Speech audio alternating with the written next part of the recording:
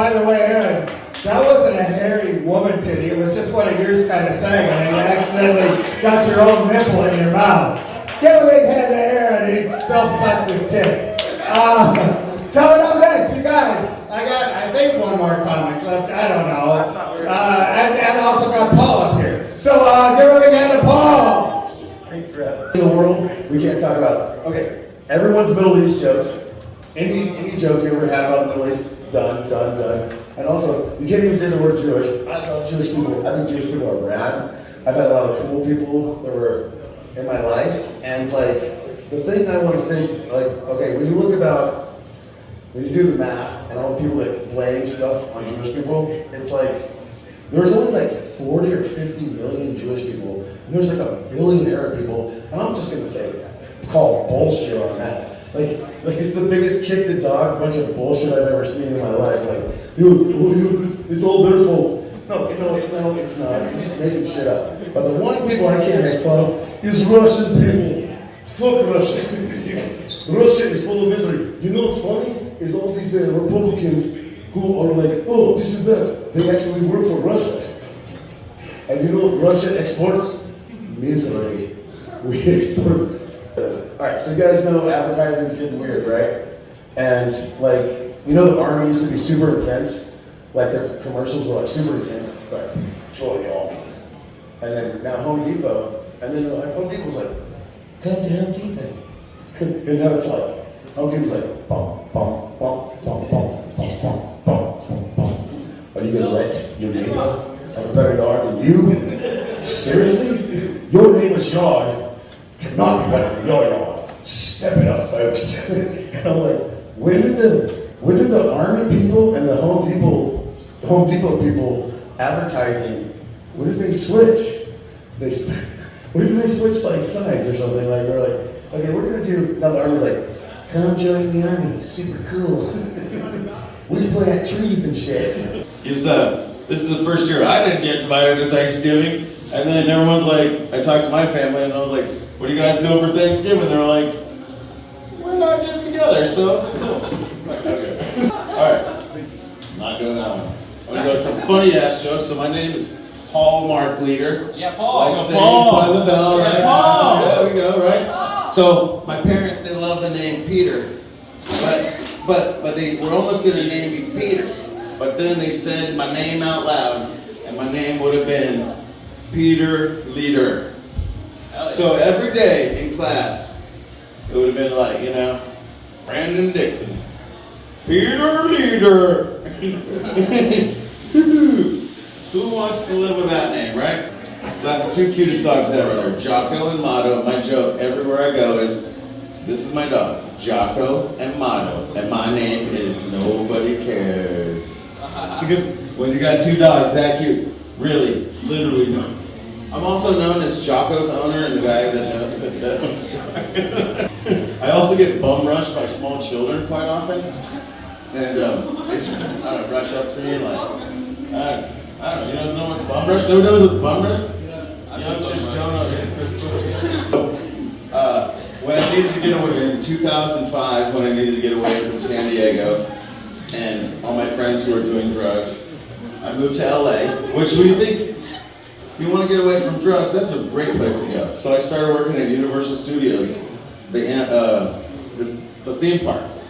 And I've always wanted to be a filmmaker, so it's one of the most heartbreaking things of my life to drive past the studio and get shuttled through the studio to work at the fast food restaurant. But within a few weeks, I was maybe 6 weeks, because I was trained by a really famous chef when I was a kid, and they put me in charge of so many people. It was an awesome experience, right?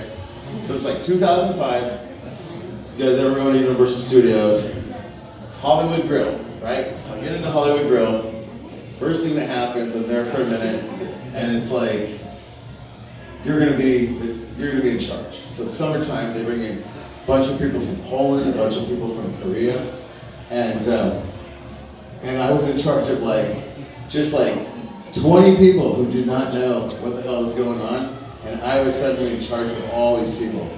And one time, so we started mastering the funnel cakes, right? the double funnel. I created this thing, the double funnel cakes.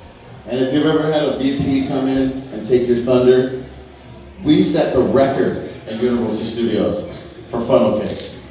And because I created this new system. And these guys came in, the VPs were like, high five, high five. And I had to sit there and be like, you bitches. I set the record for funnel cakes, not you. All right, so you guys know if you stay at Motel 6, they'll let you have 250 pounds of dogs there, just regardless of any kind of standard. So it's just 250 pounds of dogs. You could have 175 pound dogs, or you could have 25 chihuahuas, and it doesn't really matter. And you're totally good to go at the Motel 6. Also, the rad thing about the Motel 6 is all the neat people you meet there, and the fantastic service you get. And also want to say, what do I want to say? I also want to say that, what am I saying? Since I've been hanging out at Patty's, I don't know what's going on, because most women don't treat me very well. I've never been treated very well, like I was hot. But at Patty's, apparently I'm like a Prince Harry type or something like that, or some kind of niche or some shit, so I'm like hot as fuck. And was like, ooh, I'm gonna get this motherfucker. And I've been propositioned a few times, and I gotta tell you, it's very flattering and also very depressing. Will some lady love me? Dear God. Happy Thanksgiving. Happy Thanksgiving. Wow. I'm so lucky to be here again. You guys have no idea. I accidentally made fun of the DJ who's been here for like 20 years. And I told him that I was like, hey man, can you just mix it up with some EDM music and just like quit playing all the... I was like, I didn't think the youngsters thought Dr. Dre was as cool as I did after like 25 years of playing it. And then I guess I made the DJ really mad because they were like, dude, you can't come back here for a month. So I'm lucky to be here, folks. So I'm going to show you guys I'm back. So do you guys know what tinsel is? This is going to be my first prop joke. You guys know what tinsel is? Yeah. You guys know what glitter is, right? We've all been to a glitter party, right? And, you guys. Do you know what makeup? It's all glitter. How much trouble has glitter gotten you into? A lot. I should not be messing with baby daddies. That's all I got. And that's what I'm like. Okay, so Everything in glitter is so all- glitter is like glitter will get you in trouble, right? Like you get it on you, and it never goes away, and it spreads out, and then people find it, and they're like, "This is evidence. It's straight like sci-fi, like CSI evidence that you fucking committed a party. You were at a party." So you guys know what tinsel is, right? You guys know what tinsel is? Tinsel. All right, so I got some here. So this is the OG tinsel. This is gonna be my first prop joke. There was a drag show here a couple weeks ago, right? And they dressed everything in tinsel. And tinsel, my buddy gave me this joke. Tinsel is like the STD or ABD, I don't know, some kind of STD version of glitter. And you will never get rid of it. So I wanted to just share this with you guys because I told Ricky outside that he would never get rid of it. So here you go. This will be here long after I'm ever here. This is my favorite All this tinsel will survive forever. That tinsel will be here long after we all here, like glitter. Seriously, I saw that tinsel on the tree and I was like, I came back and I was like, I'm gonna come back here a week later and that shit's gonna be all over the place. And I found like a bunch of it. I still have it, so there you go. Like, I will care as much as I can, but like, at this point, everyone sort of fucking voted for nonsense. Like, the only thing I really care about is Mother Earth, and we all just basically decided, fuck it, it's the end of the world, and we're not gonna match the standards that the scientists want us to match. I believe in the reverse Twitter. Did you guys ever heard about the reverse Twitter? So all we know about Twitter, rubbery. all I know about Twitter is that that's how you get fired. If you want to get fired from your fucking job, go on Twitter and I don't know how this happens all the time, but people seem to like when they're just getting successful and everything's going great for them, someone goes through their Twitter feed and finds terrible things about them.